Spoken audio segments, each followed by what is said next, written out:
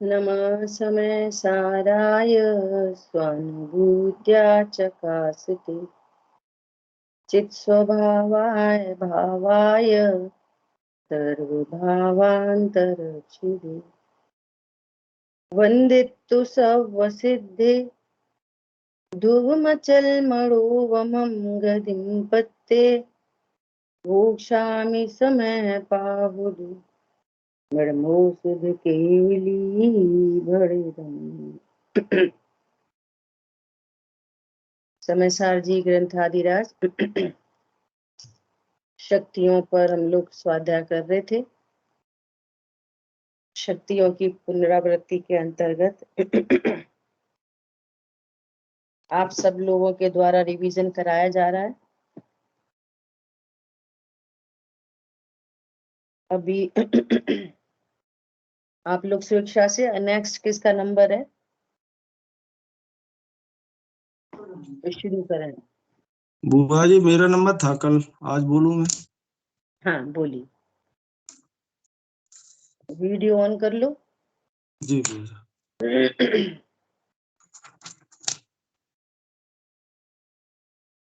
भाई मुझे 15 नंबर की शक्ति है परिणाम में परिणामात्मक शक्ति। ये शक्ति में है पर और स्व जिसका निमित्त है तथा जो ज्ञेयाकार और ज्ञानाकार को ग्रहण करता है और ग्रहण कराता है।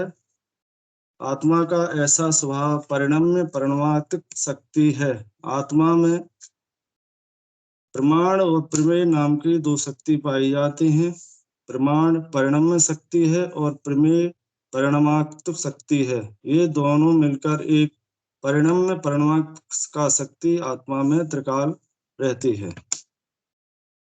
परज्ञों को ग्रहण करने के स्वभाव रूप जो शक्ति है वह प्रमाण नाम की परिणाम शक्ति है, जिसके कारण मैं स्व पर को जानता हूँ और स्व पर भी मुझे जानते हैं। और ज्ञानाकारों के ग्रहण कराने के स्वभाव रूप जो शक्ति है वह प्रमेय नाम की शक्ति परिणामात्मक शक्ति है, जिसके कारण मैं मेरे द्वारा ही जानने में आता हूँ और मैं पर के द्वारा भी जानने में आता हूँ, अर्थात स्व पर मेरे द्वारा जानने में आते हैं। परज्ञेयों द्वारा आत्मा परिणमित होता है, परज्ञेय ज्ञान को परिणमित कराते हैं ऐसा नहीं है। सामने जैसा परज्ञेय है वैसा ज्ञान का सहज परिणमन स्वयं के स्वभाव से होता है, ऐसा आत्मा का परिणम स्वभाव है। अन्य जीव के ज्ञान को यह आत्मा परिणमाता है ऐसा नहीं है, परंतु ज्ञान के ज्ञेयपने से झलकने का आत्मा का परिणमत्व स्वभाव है। आत्मा पर को जाने और पर के ज्ञान में स्वयं ज्ञात हो ऐसा दोनों स्वभाव एक साथ रहते हैं। आत्मा पर का करता हो और पर के द्वारा आत्मा का कार्य हो ऐसा तो आत्मा का स्वभाव नहीं है, परंतु अनंत ज्ञेय पदार्थों के ज्ञेयाकारों को विशेषपने ग्रहण करने के स्वभाव रूप आत्मा में प्रमाण नाम की परिणाम शक्ति है। उसी प्रकार स्वयं के ज्ञानाकारों को ग्रहण कराने के स्वभाव रूप आत्मा में प्रमेयत्व नाम की परिणामात्मक शक्ति है। मेरी शक्ति के कारण मैं स्वयं पर को जानता हूँ। मेरी शक्ति है कि मैं पर के द्वारा जाना जा रहा हूँ। प्रमेयत्व नाम की शक्ति के कारण मेरे द्रव्य गुण पर्याय पर के जानने में आ रहे हैं, परंतु मेरे लिए वह कुछ नहीं है, ऐसा वस्तु का स्वभाव है। मैं स्वयं को जानता हूँ, मैं पर को जानता हूँ, मैं पर के द्वारा जानने में आता हूँ, मैं स्व के द्वारा भी जानने में आता हूँ। अनंत सिद्ध भगवान और अरहंत इत्यादि स्वयं को स्वयं के ज्ञान में जानते हैं तथा अनंत सिद्ध भगवान और अरहंत इत्यादि ज्ञान में स्वयं के लिए ज्ञानाकार प्रमेय बनकर ज्ञात होते हैं। ऐसा अपने आत्मा का स्वभाव है। एकमात्र आत्मा को ही स्व पर का ज्ञान है। निज आत्मा के ऐसे ज्ञेय ज्ञायक स्वभाव को अंतर्मुख होकर जानने पर स्वयं को स्वयं का ज्ञान होता है। अब ये बताओ आप कि इस शक्ति का स्वरूप समझकर आपको क्या समझ में आया। अपनी भाषा में बोलो आप, क्योंकि वो तो अपन ने वहां लिखा है, सो अपन ने पढ़ा है। जी। परिणम्य परिणाम तत्व शक्ति क्या है और प्रयोजन भूत क्या है, ऐसा अपनी भाषा में बताओ थोड़ा सा, खाली वो 2 वही लाइनें। इसमें ये है कि जो जो जानने में आ रहा है वो मेरे स्वयं के ही द्वारा जानने में आ रहा है, और बराबर। जो दूसरों का जो जानने में आता है वो केवल एक जानने जानने रूप क्रिया होती है, वो उस हिसाब से जानने में आ रहा है। और मैं स्वयं का ही स्वयं से ही जानता हूँ, पर के लिए जो जानने में आ रहा है उस रूप में उसका कुछ कार्य नहीं कर सकता।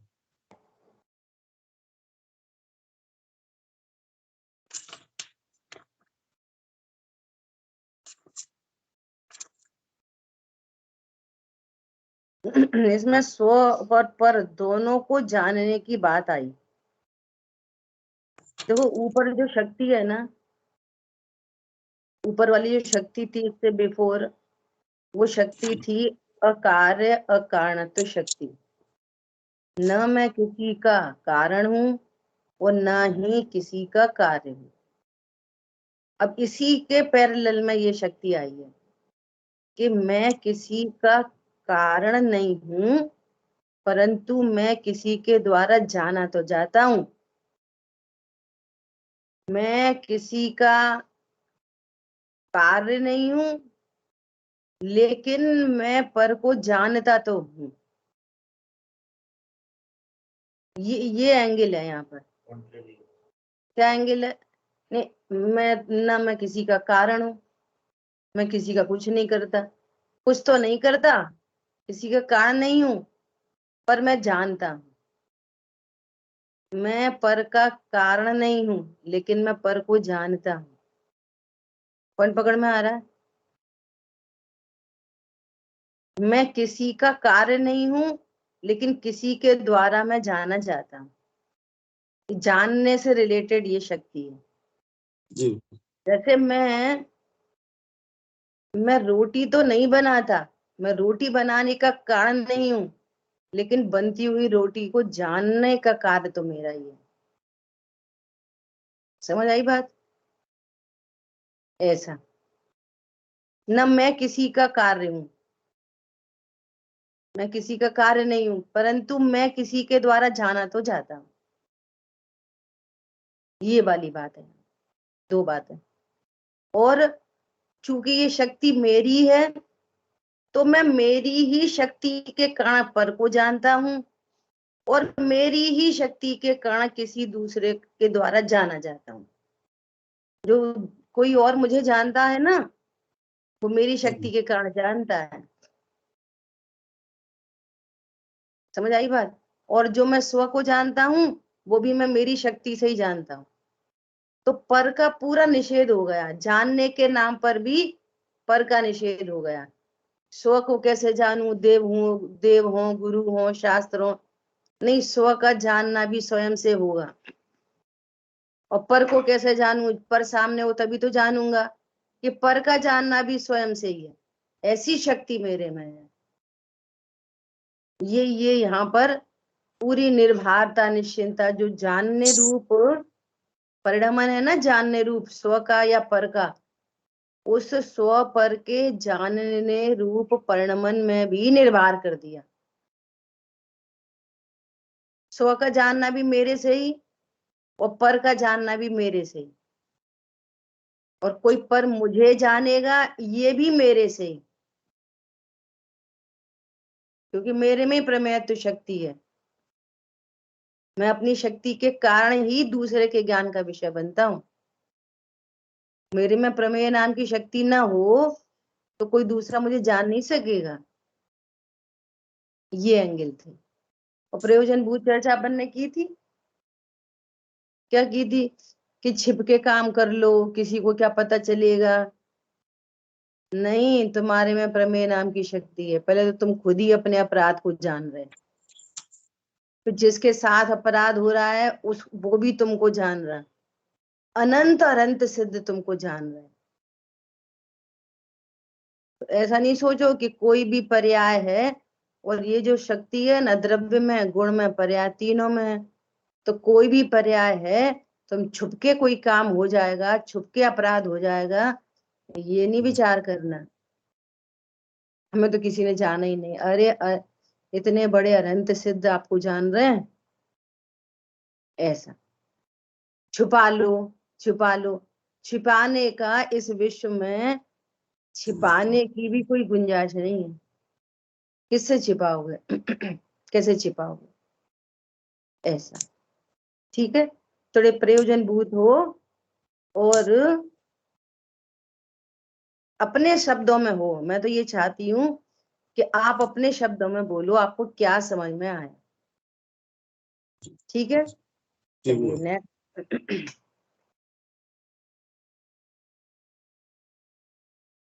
क्योंकि अनुशीलन में सब तो कुछ लिखा है ना। तो अनुशीलन को कंसल्ट हम किस लिए करें?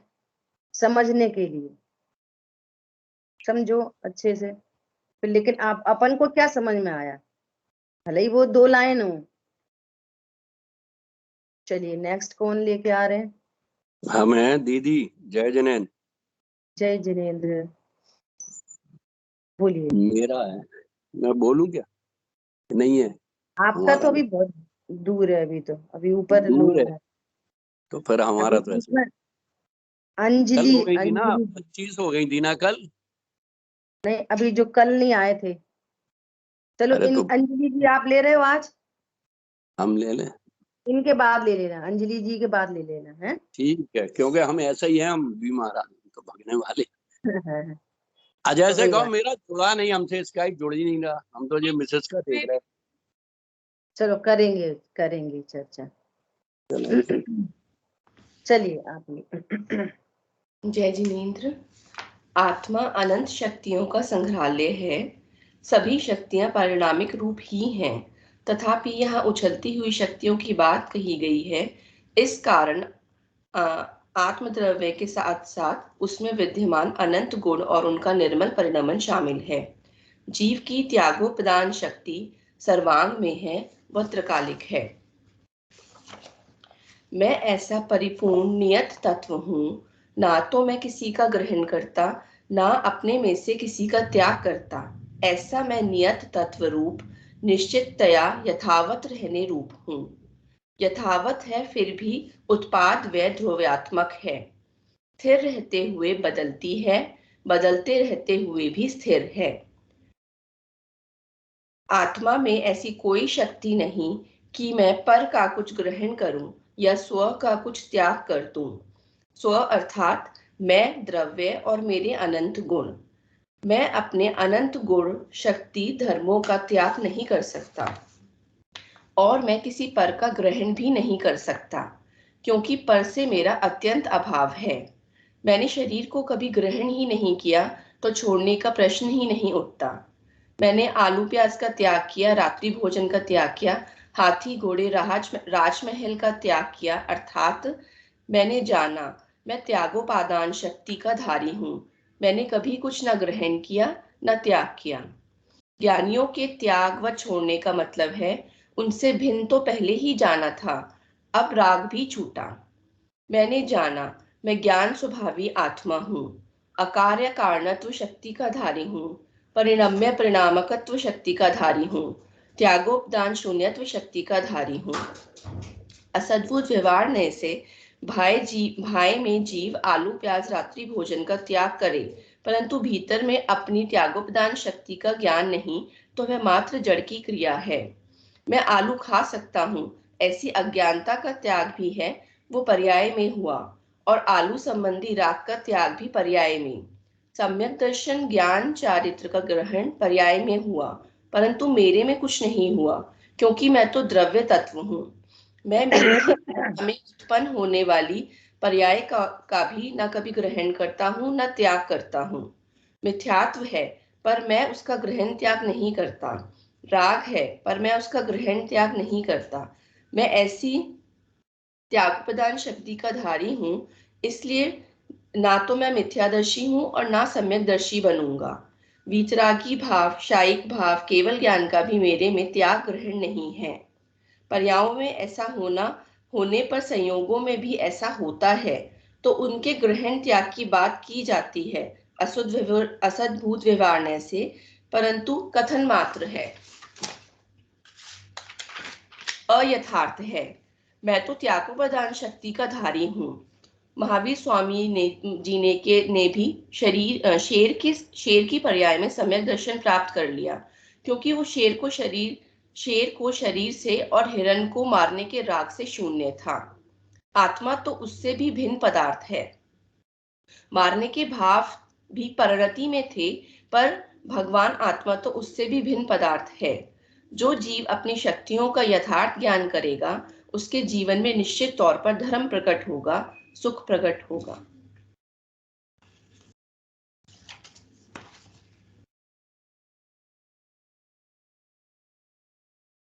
बहुत बढ़िया,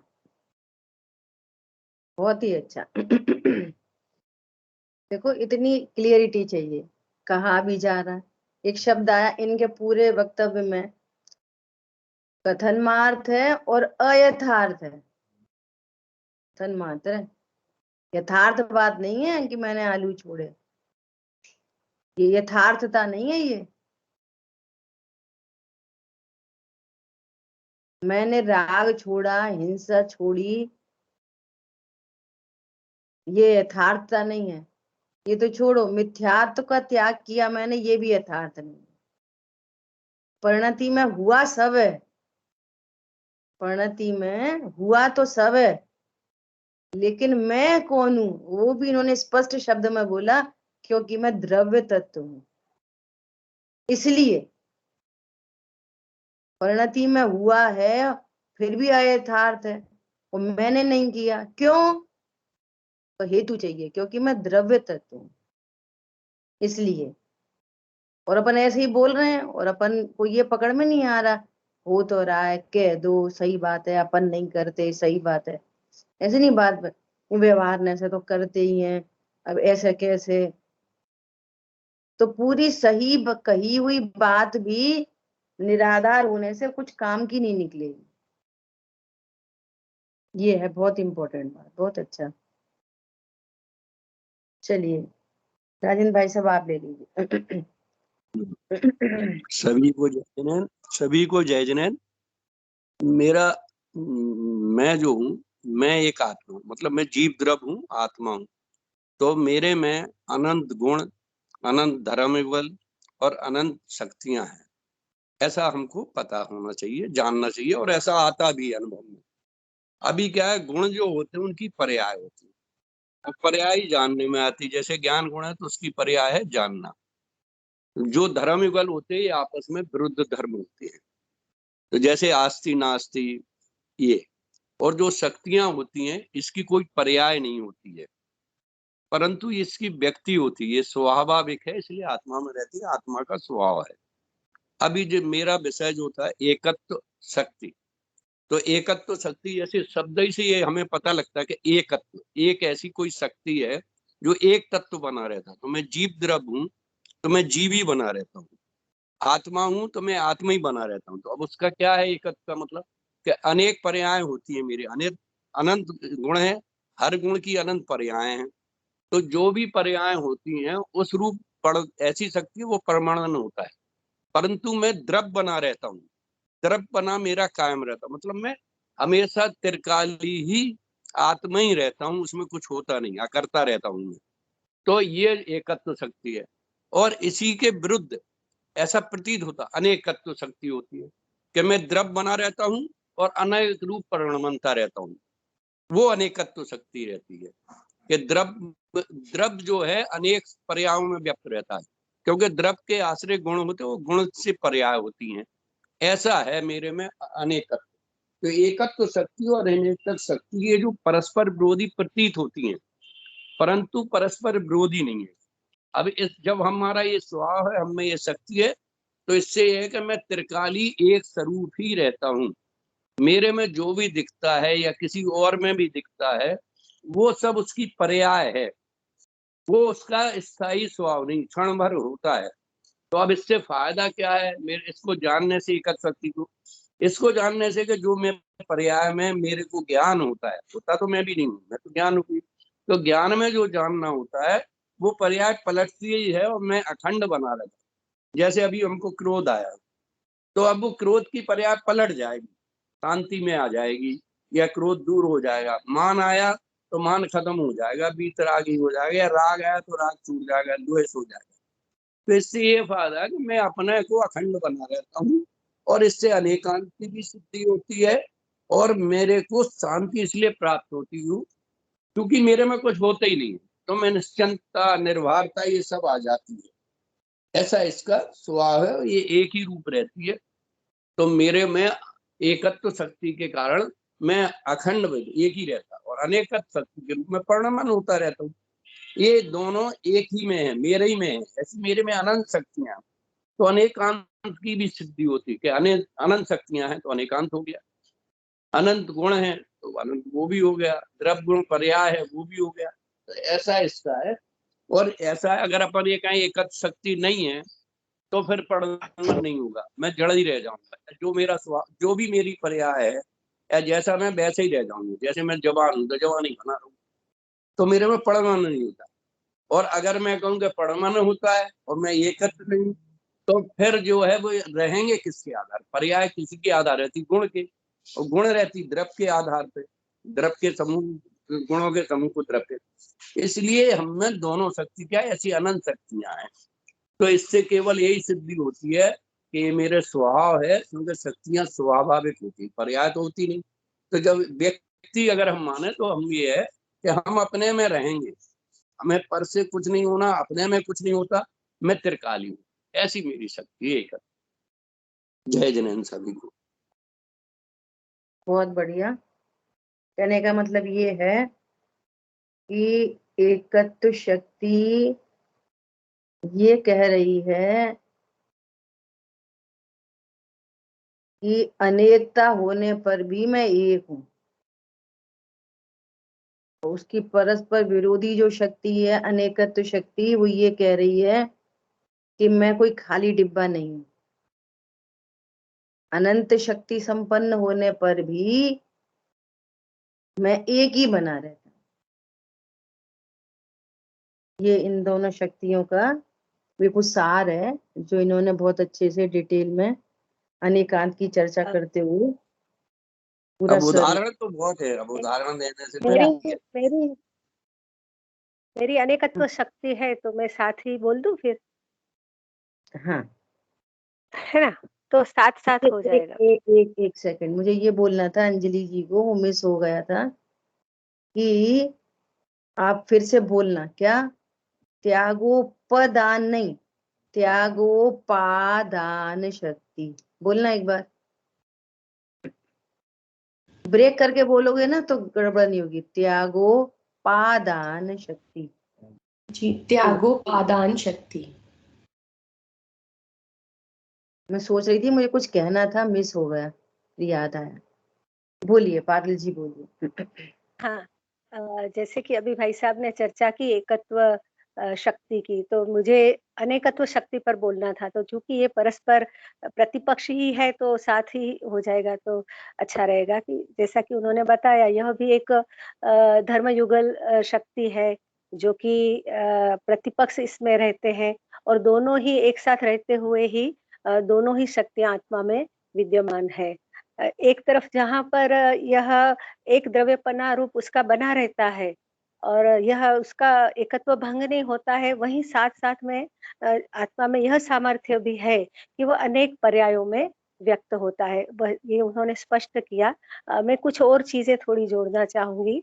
एक बात तो यह कि यह अनेकत्व शक्ति है, वह पर्यायों में व्यक्त होती है।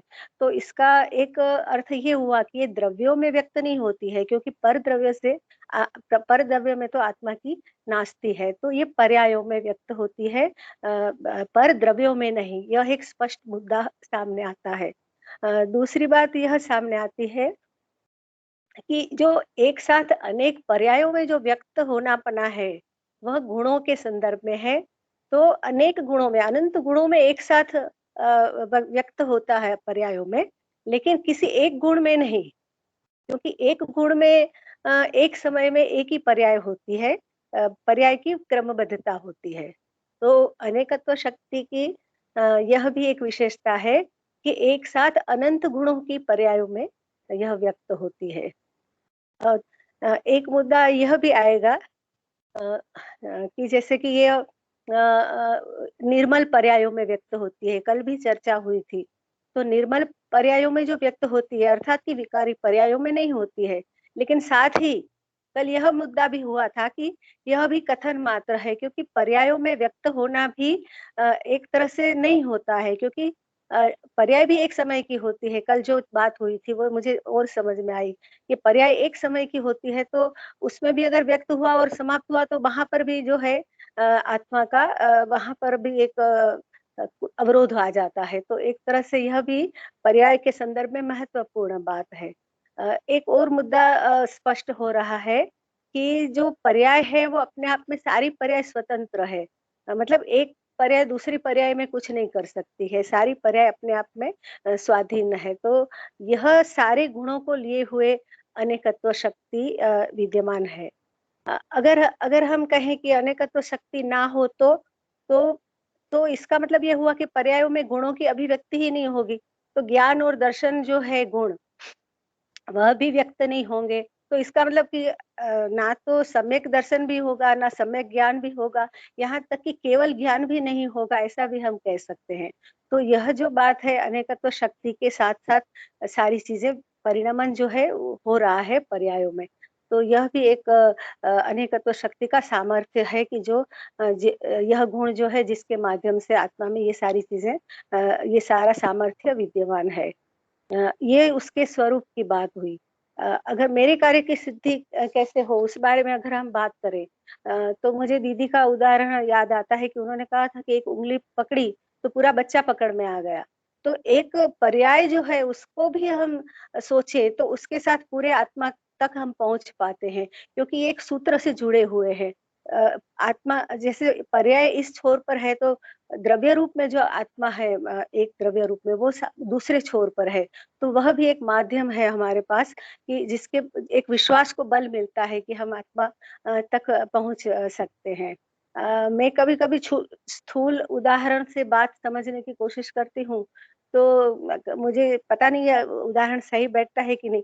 तो ऐसे लगता है कि जैसे अलग-अलग कलर की लाइट ब्लिंक होती है, बुझती है, जलती है, बुझती है। तो ये सारी जैसे पर्याय रूप में है और आत्मा जैसे एक जनरेटर के रूप में है कि जो अनेकत्व शक्ति जो है जो एक करंट के रूप में सारी पर्याय में व्यक्त हो रही है। तो एक तरह से आत्मा का जो एक होने का एहसास है वो हम कर सकते हैं। ऐसा अनेकत्व शक्ति के माध्यम से लगता है। तो इस तरह से हमारे कार्य की सिद्धि हो सकती है। तो अनेकत्व शक्ति को इस रूप से मैंने समझा है। धन्यवाद। इसमें अगर कुछ मेरी गलत प्रस्तुति हो तो बताएँगे, तो इसीलिए मैंने सारी चीज़ें रिपीट की।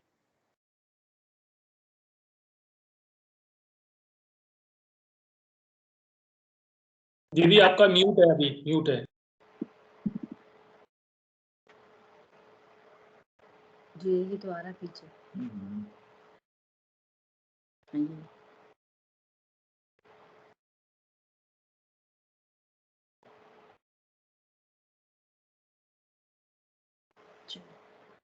अभी आ रही है आवाज?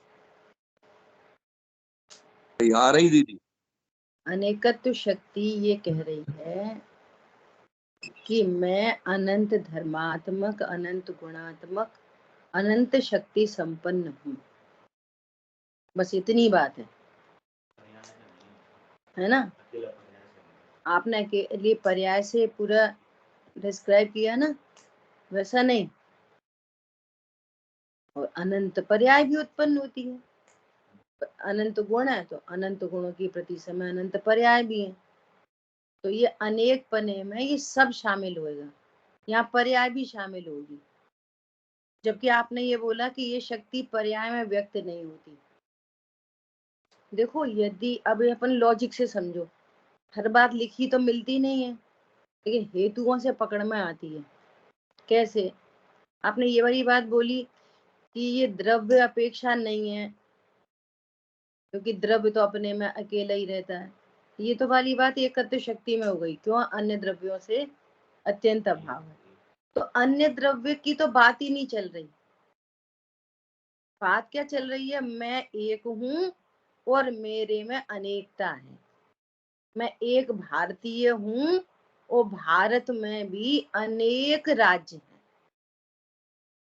ऐसा है ना। तो मैं जब मैं भारतीय हूं तो मैं विदेशी नहीं, तो विदेश की तो नास्ती उधर ही हो गई। एकता में अनेकता, अनेकता में एकता। एकत्व में ही अन्य द्रव्यों की नास्ती हो गई, एकत्व में। और वो मेरा एकत्व कैसा है? अनेक रूप, अनंत धर्मात्मक, अनंत गुणात्मक, अनंत शक्ति संपन्न और अनेक पर्याय। अब देखो कैसे पता चले कि जैसे आपके अपने वक्तव्य में ही विरोधाभास हो गया। कैसे हो गया कि आप कह रहे पर्याय व्यक्त नहीं होता। देखो ये जो राग की पर्याय है ना, इवन विकारी पर्याय भी, जो विकारी पर्याय भी है ना, तो ये विकारी पर्याय भी किसकी है? अगर अपन ऐसा देखें तो विकारी पर्याय से भी आत्मा ही व्यक्त होता है। अभी मैं बहुत बार चर्चा करती हूँ ये वाली बात कि एक मुस्लिम से पूछो, किसी अन्य मती से पूछो कि तुम क्रोध को जानते हो? क्रोध, मुझे सुबह ही गुस्सा आई थी बहुत तेज, तो क्रोध से तो परिचित सब हैं। अब पूछो ये क्रोध कहाँ होता है? कहाँ पे होता है क्रोध? तो आत्मा ही खड़ी करनी पड़ेगी। आत्मा की पर्याय, शरीर की नहीं। शरीर में क्रोध हो तो फिर डेड बॉडी को भी हो, अपने पास हेतु है। अब जो गुरुदेव श्री बार बार कह रहे हैं कि यहाँ विकारी पर्याय को नहीं लेना, वो सिर्फ ध्रुव दृष्टि प्रयोजन परक चर्चा है। वो वस्तु स्वरूप परख नहीं है। क्या ये जीव ये समझता मैं ही रागी हूँ, मैं ही रागी हूँ, मैं ही रागी हूँ, मैं ही क्रोध करता हूँ। तो वो कह रहे हैं कि ये क्रोध आत्मा की अरुचि में आत्मा की शक्तियां नहीं उछलेंगी। आत्मा हूँ, आत्मा की रुचि में शक्तियां उछलेंगी, इसलिए वहां रत्नत्रय की बात है। दो बातें हो गई। तीसरी बात आपने खुद ये वाली बात बोली कि उंगली को पकड़ने से पूरा द्रव्य पकड़ में आ गया। खुद ही बोला। एक बार ये वाली बात आ गई कि पर्याय से द्रव्य व्यक्त नहीं होता, और दूसरी बात ये हो गई कि पर्याय से द्रव्य पकड़ में आ रहा है। तो खुद ही बातें विरोधी हो गई दोनों, है ना। अब सुनो, अब वो दृष्टांत तो दृष्टांत है ना। सिद्धांत में उंगली कौन है? बोलो। उंगली पकड़ी तो पूरा बच्चा पकड़ में आ गया। कौन बताएगा सिद्धांत में उंगली कौन है? कौन सी पर्याय है सिद्धांत में उंगली? ज्ञान की पर्याय, ज्ञान जानना। हाँ, उपयोग ज्ञान की पर्याय भी नहीं, ज्ञान उपयोग की पर्याय पकड़ेगी और उपयोग लक्षण से द्रव्य पकड़ में आएगा। उपयोग लक्षण, उपयोग लक्षण है उंगली, हर पर्याय नहीं। जैसे दृष्टांत में तो बीच की उंगली पकड़ लो, चाहिए वाली पकड़ लो, चाहिए वाली पकड़ लो, किसी भी उंगली से पकड़ लो, पूरा बच्चा पकड़ने में आएगा। सिद्धांत में श्रद्धा को पकड़ लो, चारित्र को पकड़ लो, कि ज्ञान को पकड़, नहीं, उपयोग लक्षण के माध्यम से ही व्यक्त होगी आत्मा। और पर्याय से यदि आत्मा व्यक्त न हो तो फिर रत्नत्र प्रकट नहीं होंगे, क्योंकि पर्याय तो व्यक्त है। ऐसा तो पर्याय के अनेक माध्यम से हम नहीं पहुंच सकते हैं। पर्याय के पर्याय से ही माध्यम से पहुंचते हैं, पर्याय के ही माध्यम से पहुंचते हैं। उपयोग लक्षण व्यक्त है, भगवान आत्मा अव्यक्त है, तो व्यक्त उपयोग लक्षण के माध्यम से अव्यक्त भगवान आत्मा प्रकट होता है जानन जानन स्वभाव से। ऐसा ठीक है। तो अनेकत्व में जो आपके अंदर अंदर जो कुछ है उसकी बात कहनी है कि एक उसके बावजूद एक रूपता को नहीं छोड़ता। ऐसा ये अनेकत्व में आएगा। गुण, धर्म, शक्ति और पर्याय भी। गुरुदेव श्री जो कह रहे हैं कि राग आदि की पर्याय में नहीं है, उसका अर्थ सिर्फ इतना सा है कि ये प्रयोजन की सिद्धि नहीं होगी उधर से। जैसे कल लास्ट में इसका प्रश्न आया था, अर्चना जी का प्रश्न आया था लास्ट में, है ना, ज्ञान और ज्ञायक। लास्ट में प्रश्न आया था, कुछ क्या प्रश्न था, तो वहां पर भी यही वाली बात है। जब भेद करके कहेंगे ना प्रयोजन परक, तो ध्रुव को एकदम शुद्ध सुरक्षित, और बोलेंगे पर्याय में जानना हुआ, ठीक है, तो द्रव्य पर्याय का भेद करके समझेंगे। तो लेकिन ऐसा भी भेद मत समझ लेना कि द्रव्य कहीं है और पर्याय कहीं है। जब ये पूछा जाएगा कि जाना किसने, तो कहेंगे आत्मा ने जाना, तो अभेद की भाषा चलेगी। पर्याय है किसकी आफ्टर ऑल? आत्मा की। मिठास किसकी है? चीनी की। चीनी द्रव्य है, मिठास पर्याय है। भेद से भी बात की जाएगी और अभेद से ही बात की जाएगी, ऐसा। ठीक है, चलिए, बहुत अच्छा। नेक्स्ट। आंटी जी रागिनी, आपसे पहले अभी और मुझे कोई अरुण भैया। हाँ आंटी जी हाँ, स्वस्ति को बोलो। छोड़ना क्या रहेगा, तो मैं पहले बोल लूं क्या? अच्छा, बोलो बोलो। बस। तुम्हारा है भाव शक्ति, हाँ। बोलो। इस काल जो बरते दशा, तब अन्न नहीं होती कदा। भाव शक्ति। प्रत्येक द्रव्य में ऐसी शक्ति है जिसके कारण द्रव्य अपनी वर्तमान अवस्था से युक्त होता है। मतलब उसकी जो अवस्था है वो निश्चित ही होती ही है, उसे भाव शक्ति कहते हैं। जैसे हमने 3 पर्याय ली, 8 नंबर, 9 नंबर, 10 नंबर, 11 नंबर। तो 10 नंबर की जो वर्तमान अवस्था की पर्याय है वो होगी ही होगी, और इसके कारण द्रव्य की जो प्रति समय की सुनिश्चित पर्याय है वो होती ही है। अन्य नहीं होगी, कोई दूसरी नहीं होगी, वही होगी। और एक समय में एक पर्याय होती है, निश्चित पर्याय होती है, किसी अन्य से नहीं होती, ऐसा।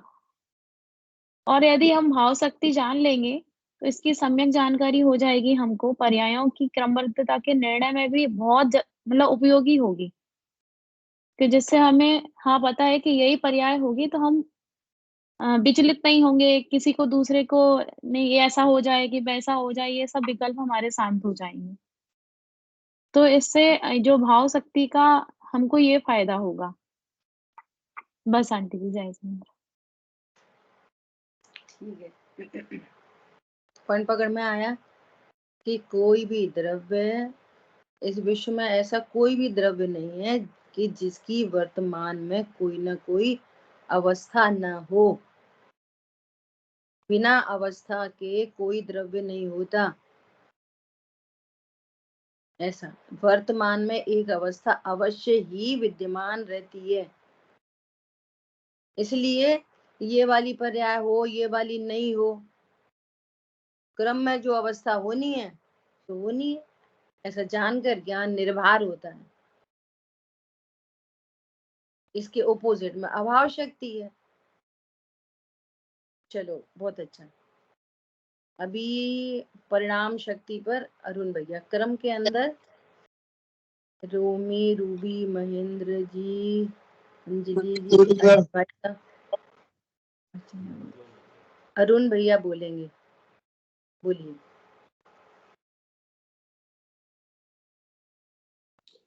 देखिए, मैंने अभी परिणाम शक्ति पे थोड़ा स्वाध्याय तो करा, लेकिन अंदर से वो अपने एक शब्द नहीं निकल पाया जो पढ़ने पर आनंद होए और फिर मैं कुछ लिख पाऊँ।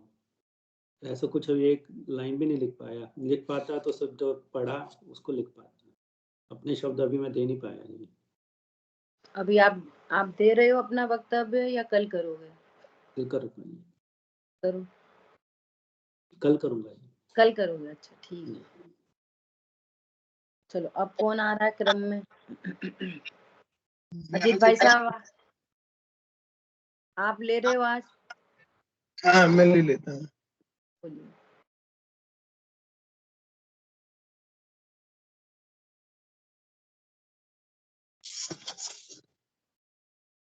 जय जिनेन्द्र सभी को। मुझे अलॉटेड है गुरु लघु शक्ति। ये शक्ति मुझ में त्रिकाल विद्यमान है और तथा मेरे असंख्यात प्रदेशों में रहती है, हमेशा ये विद्यमान है। इसकी जो डेफिनेशन है वो इस तरह से दी है कि अगुरु लघु शक्ति सठ स्थान पतित वृद्धि हानि रूप से वर्ण में स्वरूप प्रतिष्ठित स्वरूप प्रतिष्ठित्व का कारण रूप विशेष गुणात्मक है। यानी मतलब ये जो शक्ति ऐसी है जो कि स्वरूप वस्तु की स्वरूप प्रतिष्ठा रखती है, बनाए रखती है। इसका खुलासा जो है वो इस तरह से किया गया है, 377 पेज पे है कि यह आत्मद्रव्य सठ गुण स्थान पतित वृद्धि हानि रूप से षट स्थान, गुण स्थान नहीं, षट स्थान पतित गुण लिखा है। अच्छा, सठ गुण या फिर गुण स्थान, सठ गुण हानि वृद्धि।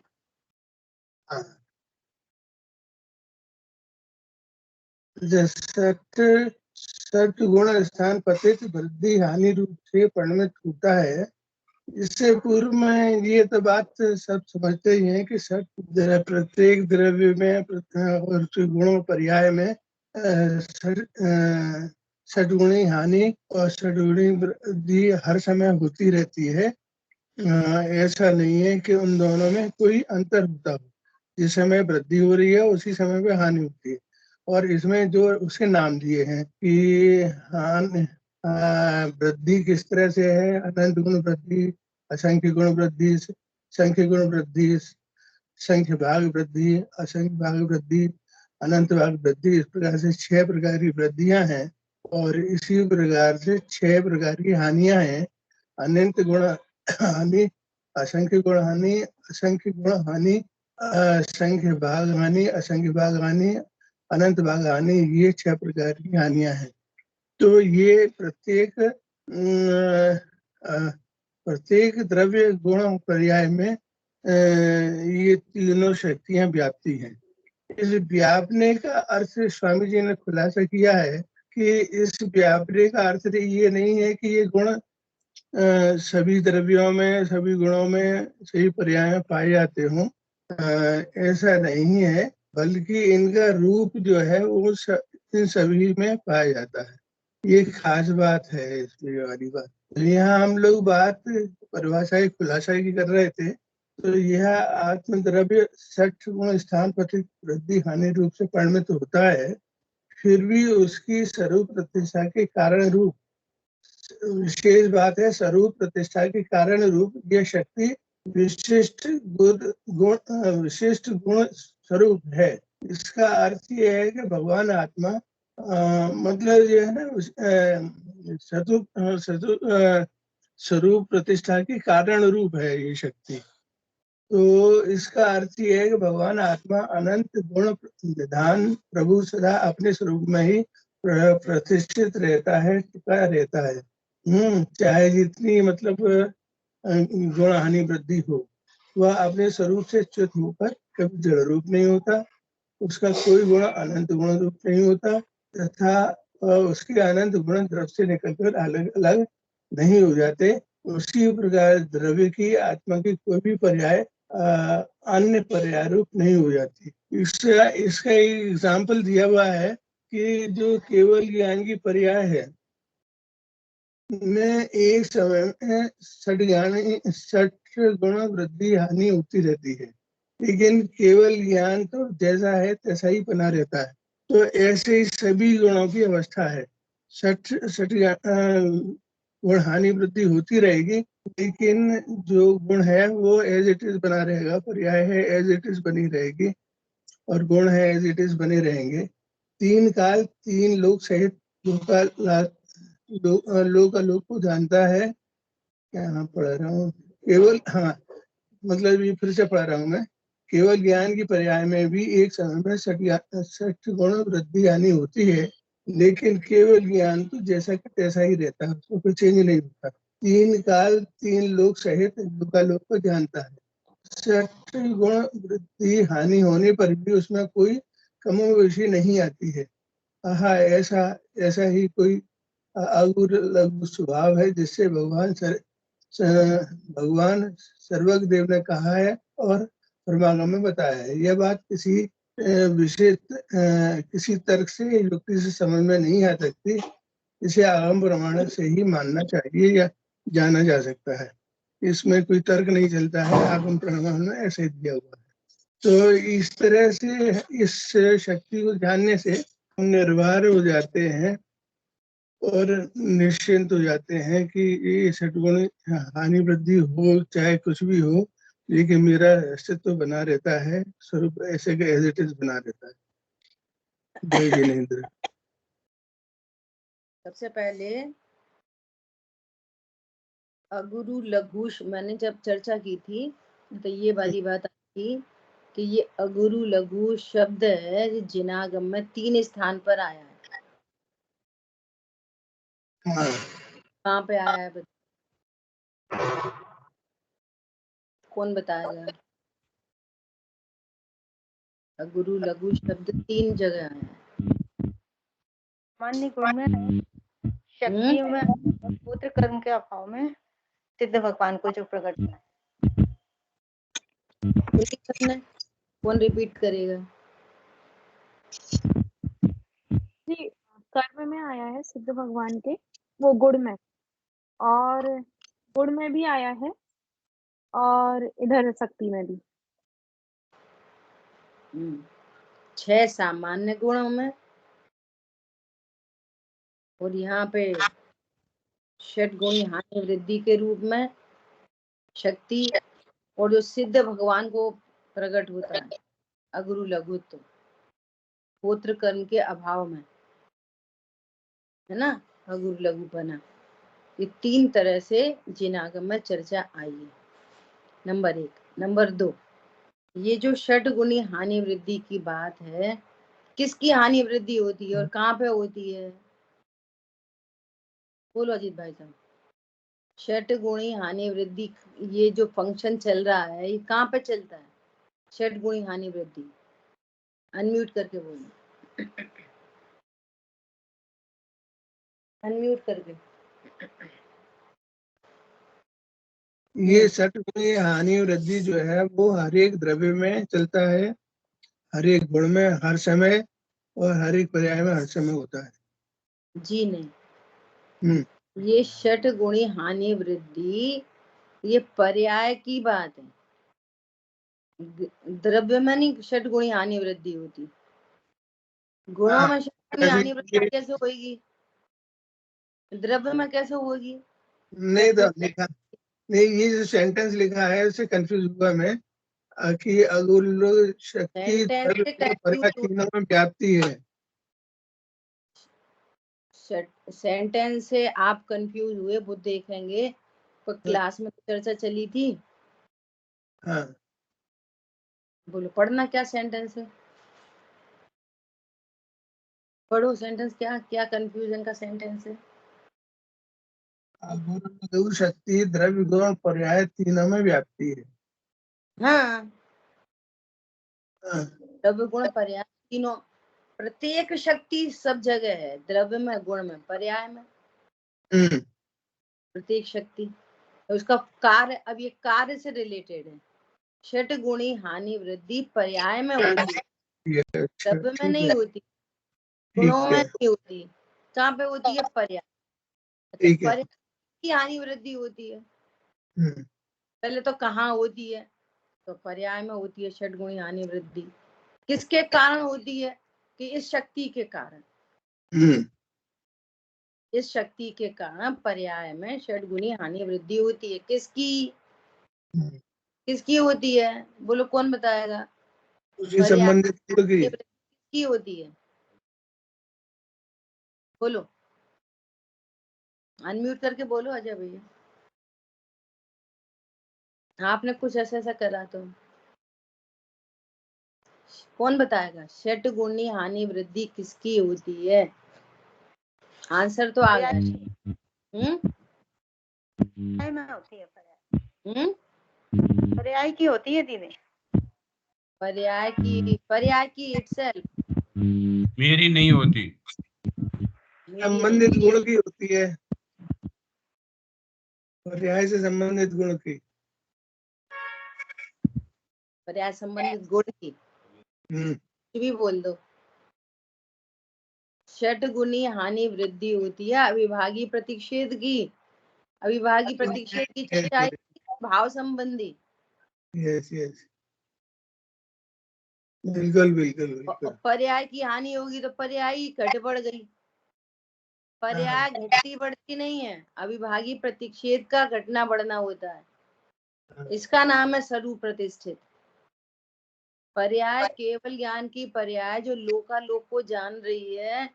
ऐसा नहीं है पर्याय की हानि हो गई तो पहले अधोलोक को जान लिया, फिर ऊर्ध्व को लोक को जान लिया, मध्य हानि वृद्धि हो गई। पर्याय में हानि वृद्धि नहीं, पर्याय की हानि वृद्धि नहीं होती। अविभागी प्रतिषेधों की हानि वृद्धि है। और वो क्या है, वो उसका क्या स्वरूप है, तो ये वाली बात आती है केवली ज्ञान गम्य। हानि वृद्धि किसकी? पर्याय की। अरे पर्याय की ही हानि वृद्धि नहीं होती। पर्याय में होने वाली जो यूनिट है ना, भाव की यूनिट, और चर्चा आई थी प्रदेश की, क्षेत्र की यूनिट प्रदेश है, काल की यूनिट समय है, ऐसे ये भाव की यूनिट है अविभागी प्रतिषेध। उन अविभागी प्रतिषेधों का घटना बढ़ना होता है प्रत्येक पर्याय में। फिर भी पर्याय जितनी है उतनी बनी रहती है। ऐसा समझो जैसे अभी अपने पास 6 उपशम ज्ञान है, एक पर्याय उत्पन्न हुई, एक सिंगल पर्याय उत्पन्न हुई। सुनना ध्यान से, ये स्वाध्यापन सुन रहे ना, इसे सुनती हुई पर्याय उत्पन्न हुई। अब ये खुद ही एक समय की है, अगली समय दूसरा ज्ञान है ना। तो जो उत्पन्न हो रही है ना एक समय की, उसी में पर्याय में हानि हो जाए तो फिर वो क्या जानेंगे और क्या नहीं जानेंगे? कोई फिक्स ज्ञाकार नहीं बनेगा ना। ज्ञान वही का वही बना रहा, और उस एक समय की पर्याय में षट स्थान हानि और वृद्धि होती है। एक समय की पर्याय में होने वाला ये कार्यक्रम है बहुत सूक्ष्म। एक सिंगल वन पर्याय में होने वाली षट गुणी हानि और वृद्धि। और फिर भी जो पर्याय जिस ज्ञाकार को लेके उत्पन्न हो रही है, वो उसको लेके उत्पन्न हो रही है, इसका नाम है स्वरूप प्रतिष्ठित। वो पर्याय बनी रहती है पूरी तरह से, उसमें कुछ नहीं हो रहा, लेकिन षट स्थान पतित हानि हो रही है। किसकी? अविभागी प्रतिषेधों की। जो भाव की यूनिट है, काल की यूनिट समय, क्षेत्र की यूनिट प्रदेश, और भाव की यूनिट अविभागी प्रतिषेध। जितने अधिक अविभागी प्रतिषेध होंगे उतना अधिक ज्ञान होगा। तो सबसे ज्यादा अविभागी प्रतिषेध होते हैं केवली भगवान के। जैसे अपन ने दृष्टांत दिया था, जैसे जितने ज्यादा अविभागी प्रतिषेध होंगे रस गुण की पर्याय के, उतनी अधिक तिखास। शिमला मिर्ची में तिखास कितनी? बहुत अल्प। दूसरी मिर्ची में फिर एक और मिर्ची होती है पतली वाली, बहुत तीखी। तो बहुत तीखी में अविभागी प्रतिषेध और ज्यादा अधिक। जैसे अपन कह रहे हैं ना, एक प्रदेशी, असंख्य प्रदेशी, अनंत प्रदेशी, तो प्रदेश बढ़ रहे हैं ना, क्षेत्र की यूनिट बढ़ रही है, प्रदेश बढ़ रहे हैं, ऐसी भाव की यूनिट बढ़ रही है, तो अविभागी प्रतिषेध बढ़ रहे हैं। ऐसा ठीक है। बोलो अजय भैया कुछ पूछ रहे थे। एक क्वेश्चन ये था कि जैसे मान के चलो पर्याय का समय तो एक समय होता है। हाँ बोलिए। आवाज नहीं आ रही। जैसे पर्याय का जो समय होता है वो एक समय होता है, ठीक है। तो अविभाज्य जो अपनी जो हानि वृद्धि होती है उसमें भी तो कोई ना कोई समय लगता होगा, तो समय से छोटी इकाई भी कोई और होती है।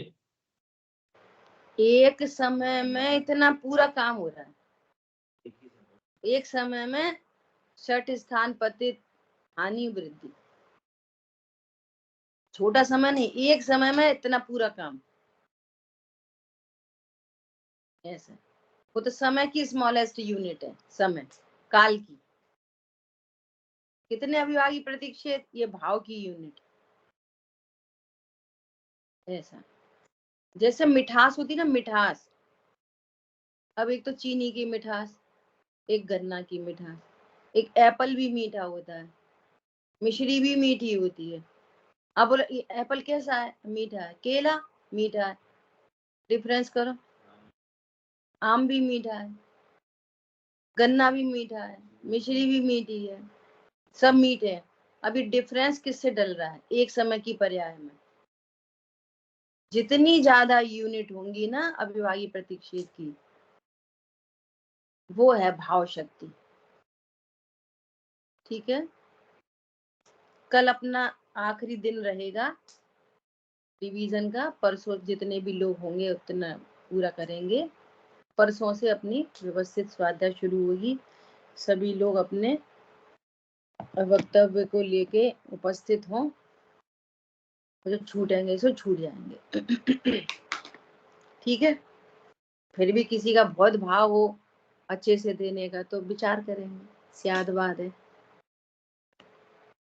जिनवाणी की ज्ञान से सूझे लोकालोक, सोवाणी मस्तक नमो सदा दे तुम लोग। बोलिए द्वाशांगमयी जिनवाणी माता की, बड़ी माता की जय। जय जिनेन्द्र। मुझे वो बिना देख के जो मैंने याद जो समझा है वो बिना देख के शॉर्ट उतना दे देंगे, समझ के जो लिया है। जय जिनेन्द्र।